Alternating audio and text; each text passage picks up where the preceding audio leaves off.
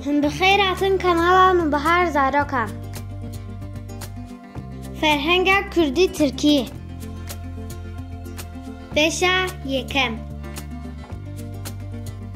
Şeylandine soymak, terbuna doymak, hıstine koymak, kolane oymak.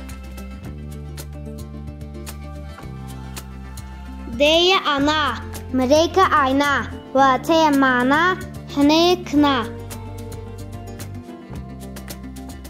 Mete hala, huşke abla, belaya bela, dlope damla.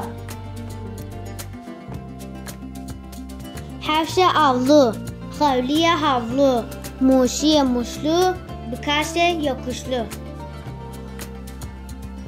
Kevhoşe mutlu, piroze kutlu, heyvidare umutlu, emraiye bulutlu. Teviye umut, hete but, duye dut, pute put. Keskesore gökkuşağı, runeniviş tereya, şemle hamazıda, şaye agri arda. Zedeye aşırı, erişe saldırı, ben geçeri, eşe ağrı. Kaşmere soytarı, pirijine koca karı, hişyari uyarı, serkeftine başarı.